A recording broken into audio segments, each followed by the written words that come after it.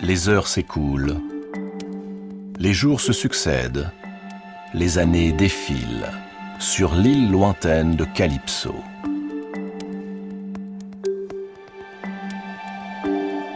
Voilà maintenant 7 ans qu'Ulysse vit avec la nymphe, la fille du dieu Atlas, loin d'Ithaque et des siens. 7 ans que son univers se limite à cette île. 7 ans qu'il a disparu du monde des hommes.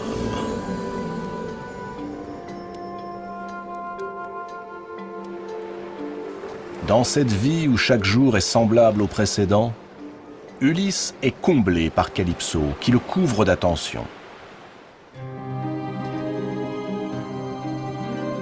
Dans la grotte tapissée de fleurs qui lui sert de demeure, Calypso lui offre tout ce qu'il peut désirer. Rien n'est trop beau pour retenir auprès d'elle celui qu'elle aime plus que tout.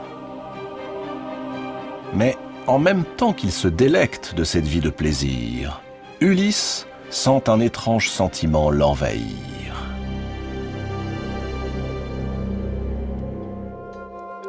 Ce n'est pas exactement de la tristesse, pas exactement du chagrin, un peu des deux toutefois. Il s'isole, passe des heures à contempler la mer, le regard vide.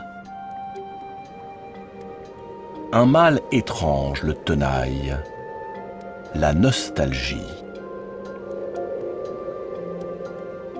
Sur cette île où tous les bonheurs sont à portée de main, Ulysse songe à son foyer, Ithaque, à son épouse, Pénélope, à son fils, Télémaque. Il est un sentiment que les dieux immortels partagent avec les hommes mortels, le tourment. En témoigne le visage fermé du maître de l'Olympe, qui siège dans un palais déserté. À quelques pas de lui, sa fille, Athéna, l'observe en silence. Elle-même n'est guère plus apaisée que son père. C'est encore du sort d'Ulysse qu'il s'agit. Ulysse, qu'elle n'a cessé de protéger, envers et contre Zeus, et souvent contre lui-même. Voilà donc 7 ans qu'Ulysse est captif de la nymphe Calypso, qui déploie ses charmes redoutables pour le retenir auprès d'elle. Athéna s'emporte contre la déesse, qui a osé proposer l'immortalité à son amant. Elle a outrepassé ses droits. Certes, Calypso est une déesse, mais il ne lui appartient pas d'offrir l'immortalité à un mortel. Aucun dieu n'a ce pouvoir, hormis Zeus, le dieu des dieux. Prétendre l'inverse, c'est défier Zeus, le maître de l'Olympe. Zeus fulmine. C'est donc à celui qui lancera le plus grand défi au maître de l'Olympe. Car Ulysse, jour après jour, se détourne un peu plus des dieux. Il profère à leur encontre des paroles blasphématoires qu'aucun mortel n'a jamais osé prononcer. Et pendant ce temps, Poséidon et Hélios, les dieux offensés par Ulysse, clament vengeance. Ils menacent Zeus de violentes représailles s'ils n'obtiennent pas satisfaction. C'est tout cela qui tourmente Zeus. La désobéissance de Calypso, le risque d'une guerre ouverte avec Poséidon et Hélios, et bien plus encore, l'impiété dans laquelle Ulysse s'enfonce un peu plus à mesure que Calypso lui offre une vie de plaisir facile. Les dieux doivent leur existence à la croyance des hommes. Que cette croyance s'éteigne, et les dieux perdront tout pouvoir, y compris Zeus. Il le sait. Athéna, une fois encore, plaide la cause d'Ulysse, son protégé. Si les dieux décidaient d'aider Ulysse à quitter Calypso et à rentrer chez lui, à Ithaque, alors il retrouverait cette foi qui ne cesse de vaciller depuis qu'il a abandonné les ruines fumantes de Troie. À nouveau, Athéna sait se montrer convaincante. Zeus finit par céder à sa fille préférée. Eh bien soit, qu'Ulysse rentre donc sur son rocher parsemé de chèvres.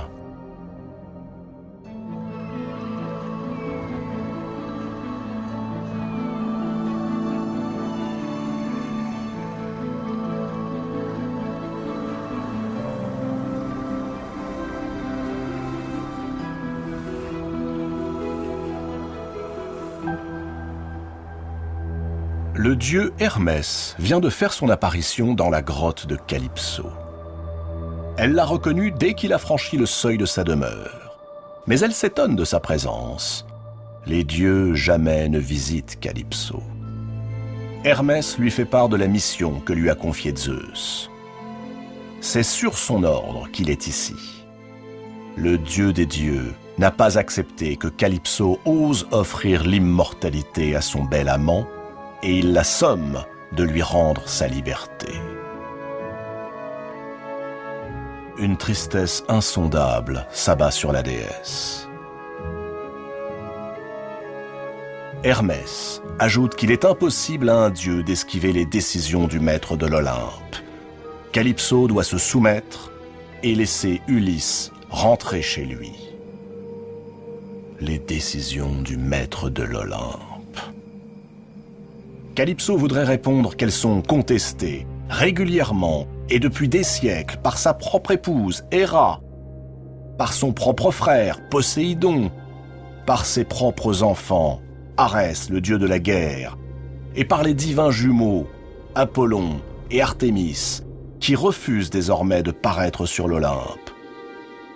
Tous contestent les décisions du maître de l'Olympe, mais elle se retient.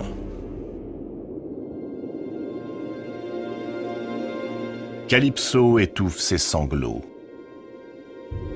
Elle fait part à Hermès du terrible sentiment d'injustice qu'elle ressent. N'est-ce pas elle qui a sauvé cet homme lorsqu'il était seul sur sa quille, après que Zeus lui-même, pour complaire à Poséidon, toujours assoiffé de vies humaines, eût fendu son vaisseau de sa foudre aveuglante ? Mais elle obéira au décret de Zeus, car son esprit est juste et son âme pleine de pitié pour celui qu'elle aime et dont elle voulait faire son immortel époux.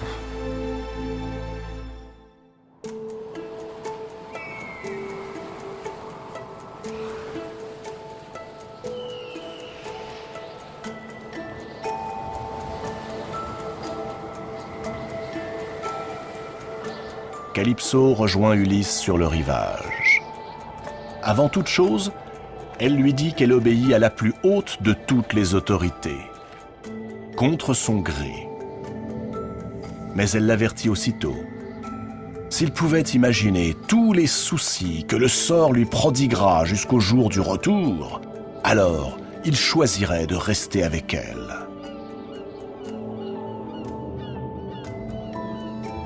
Choisir. Ulysse peut choisir.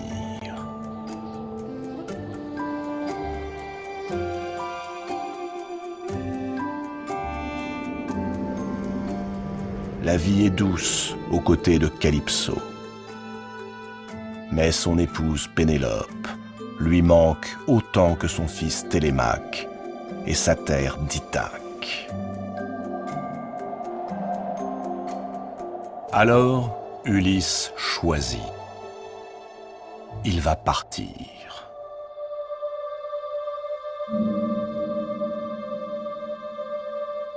Le cœur serré, Calypso accepte le choix de son amant. Elle indique même à Ulysse par quels moyens il peut construire un navire. En 4 jours, Ulysse fabrique son embarcation. Et la déesse elle-même, dans une grande toile, découpe et tisse la voile qu'il fixe au mât taillé dans le bois des oliviers.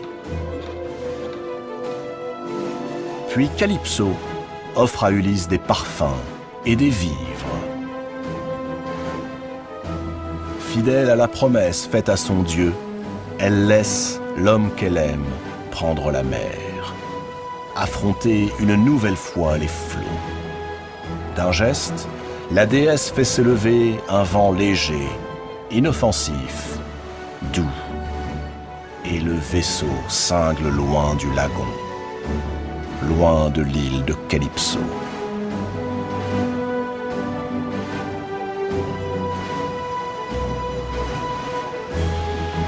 Ulysse jubile. Il ouvre sa voile à la brise, se place à la barre et la tient jour et nuit. 17 jours, il navigue en haute mer. Et le 18e jour, apparaissent les monts brumeux de Phéacie. Ithaque est donc toute proche. Ulysse s'installe à l'étrave. Il scrute l'horizon à l'affût de récifs, de serpents de mer ou d'autres dangers. Mais rien ne se montre, sinon les côtes familières du pays des Phéaciens. C'est alors que Poséidon, l'ébranleur du sol, aperçoit l'esquif d'Ulysse.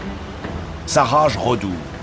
Son âme, pleine de rancune, n'a pas oublié l'affront qui lui a été fait. De son trident, Poséidon couvre de ténèbres le ciel et la mer. Les vents s'abattent tous ensemble sur le vaisseau d'Ulysse. Bientôt, la terrible tempête brise le mât et la voile tombe dans les profondeurs. Ulysse est sous l'eau de longues minutes, sans pouvoir remonter.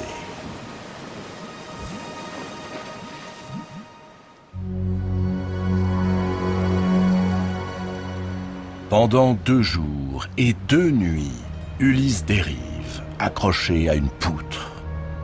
Pas un port n'est en vue, pas une crique, pas une baie. Rien que des éperons, des rochers, des falaises, et la houle autour de lui gronde avec violence.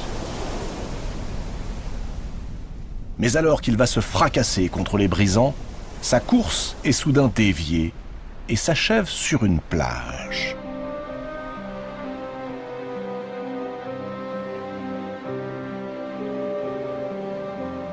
Avec ce qu'il lui reste de force, Ulysse rampe sur le sable, puis s'écroule, à bout de souffle, parmi les roseaux.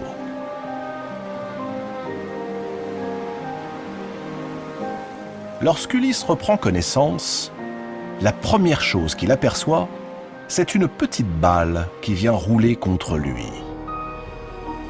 Des jeunes filles le dévisagent, bouche bée. À peine fait-il mine de se lever, qu'elle s'enfuit. Est-il donc devenu si effrayant? Ulysse se redresse lentement. Il fait quelques pas à travers les broussailles. Et là, soudain, découvre devant lui une autre jeune femme, à la beauté saisissante. Leurs regards se croisent. Elle détourne le visage. Ulysse comprend alors qu'il est nu, sale, maculé de sang et de boue. La jeune femme pourtant ne se trouble pas. Elle lui dit son nom. Elle s'appelle Nausicaa. Elle est la fille d'Alkynos, le roi des Phéaciens. Elle sermonne ses jeunes servantes. Cet inconnu n'est pas un ennemi, sinon il serait venu armé, accompagné de guerriers. Le devoir sacré d'hospitalité s'impose, car les étrangers viennent de Zeus. Nausicaa ordonne à ses suivantes d'amener ce naufragé aux allures de mendiant jusqu'au fleuve, afin qu'elle le lave et lui apporte des vêtements.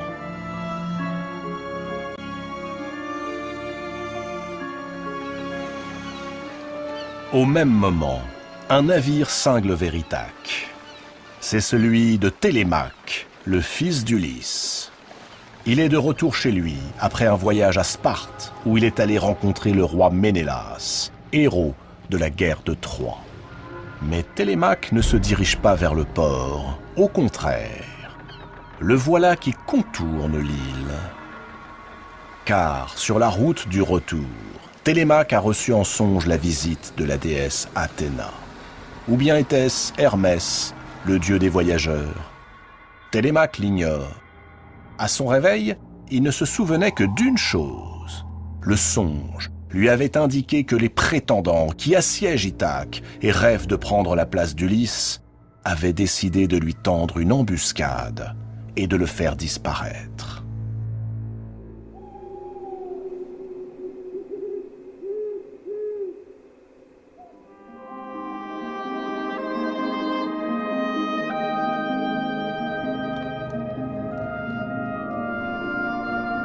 À la nuit tombée, Télémaque se faufile dans le palais de son père. Il en connaît toutes les issues et sait comment ne pas être vu. Par une porte dérobée, il rejoint la chambre de sa mère. Pénélope est là, devant son métier à tisser. Pour repousser les avances des prétendants, elle les a assurés qu'elle épouserait l'un d'entre eux une fois son ouvrage terminé. Et chaque soir, elle défait les mailles de sa toile. Télémaque a hâte de révéler à sa mère les propos que lui a tenus Ménélas. Ulysse est vivant, captif de la vaste mer, mais il reviendra. Pénélope n'ose y croire. Elle blâme l'imprudence de son fils, son départ sans l'avoir consulté. Télémaque s'emporte. Il n'est plus un enfant. Il fait étalage de sa virilité. N'est-il pas rentré sain et sauf, en les dupant tous? Il n'a que faire de la permission de sa mère pour prendre un bateau qui, ajoute-t-il, fait partie de son patrimoine. Un patrimoine qu'elle ne sait guère défendre, semble-t-il, et que les prétendants s'emploient à dilapider.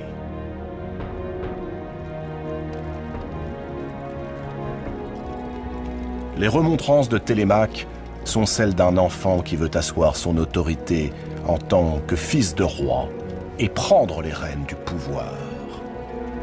Pénélope le sait. Elle fait silence. Puis elle s'enquiert du sort réservé à son fils.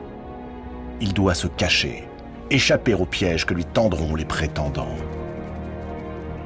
Il y a, dans les bois d'Ithaque, un endroit où il sera en sécurité. Nul ne songera à le chercher là-bas. C'est une porcherie.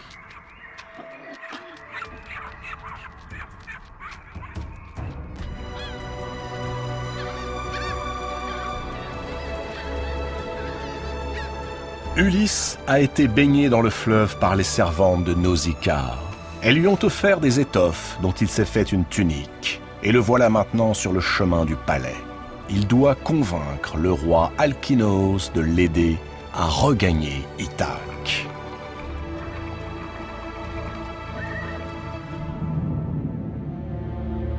Nausicaa le conduit jusqu'à ses parents, le roi et la reine. Humblement, Ulysse s'agenouille devant Alkinoos. Voilà des années qu'il navigue à travers les mers, et c'est une tempête qui l'a conduit sur cette île. La princesse Nausicaa a eu la bonté de le secourir. À présent, il ne souhaite qu'une seule chose, rentrer chez lui, au plus vite, et retrouver sa patrie. Si tel était son bon vouloir, le roi Alkinoos pourrait l'aider. Alkinoos convie le naufragé à sa table, ainsi que l'exigent les lois de l'hospitalité. Mais tout au long du banquet, Alkinoos détaille cet étranger avec méfiance. Qui est-il? De quel pays vient-il? Que cherche-t-il vraiment en venant jusqu'ici? Ulysse, lui, cherche un plan qui lui permettrait de gagner la confiance du roi. C'est alors qu'un homme prend la parole. Il est vieux, il est aveugle. Quelqu'un chuchote son nom à l'oreille d'Ulysse. C'est un Aède, un poète, qui vient de la ville de Chios. D'une voix suave, il entreprend de conter à ses hôtes la longue histoire de la guerre de Troie. À mesure que Laède déclame ce qu'il appelle l'Iliade, Ulysse s'enfonce dans une profonde mélancolie. Le roi Alkinoos s'en aperçoit. Il ne lâche plus des yeux son mystérieux invité. Lorsque Laède raconte en des vers parfaits la mort de Patrocle et la douleur d'Achille, Alkinoos l'interrompt brutalement. Il a vu des larmes rouler sur le visage du naufragé. Alkinoos exige de connaître son nom et le détail de son histoire, lui qui semble si peiné à l'évocation de celle des glorieux héros de la Grèce. Ulysse sèche les pleurs qui coulent sur ses joues et qu'il ne peut dissimuler. Le temps n'est plus à l'esquive ni aux ruses. Il n'y a qu'une seule issue, reprendre en détail le récit de Laède, raconter son histoire. Alors, il se tourne vers Alkinoos et lui dit son nom, Ulysse, fils de Laërte. Il raconte comment il erra, victime du malheur, depuis le jour où il suivit Agamemnon vers Troie pour combattre pendant 10 ans un peuple qui ne lui avait rien fait. Il raconte comment les dieux, abandonnant les Grecs à leur vengeance, désertèrent le cœur des hommes lorsque Troie fut brûlée et les Troyens massacrés. Comment, de par l'hostilité du Dieu qui fait trembler la terre, il resta près de 10 années captif de la vaste mer. Comment il affronta les Cyclones et les Lotophages, le Cyclope et les Enfers, Charybde et Scylla. Comment les tempêtes éparpillèrent ses navires et noyèrent ses compagnons. Comment lui-même, arraché à son vaisseau, survécut en s'agrippant à une poutre avant d'aborder au rivage de Phéacie.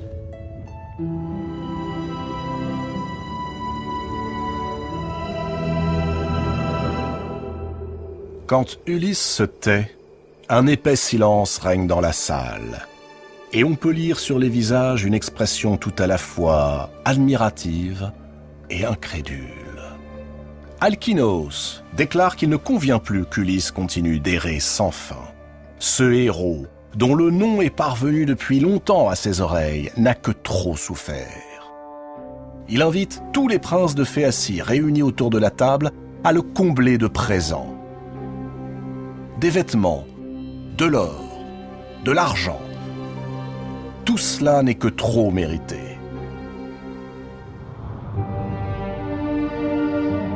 Et au lever du jour, Alkinoos mettra une nef à la disposition d'Ulysse.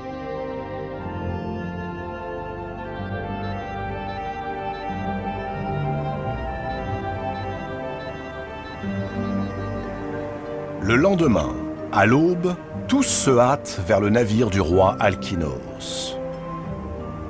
On y a déposé des coffrets de pierres précieuses, du bronze et de l'or, des vivres et du vin.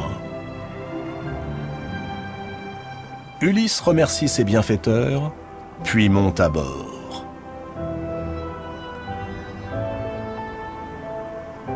Mais à peine a-t-il pris place sur le gaillard de poupe qu'il sent ses paupières s'alourdir. Ulysse tente de lutter, mais le sommeil, décidément, l'accable. C'est un sommeil profond, tout pareil au calme de la mort. Lorsqu'il se réveille, il est à nouveau allongé sur une plage. Ulysse se lève d'un bond. Il contemple les environs, mais il ne reconnaît rien. Cette plage lui est totalement inconnue, tout comme les rochers escarpés qui la surplombent. Au loin, il aperçoit le bateau d'Alkinoos. Il fait route vers le large. Alors, Ulysse laisse éclater sa fureur. Les Phéaciens l'ont trompé. Ils ne l'ont pas ramené dans sa patrie comme il le lui avait promis. Ils l'ont abandonné sur une île déserte. Ulysse, une fois encore, est seul, rejeté par les dieux, rejeté par les hommes.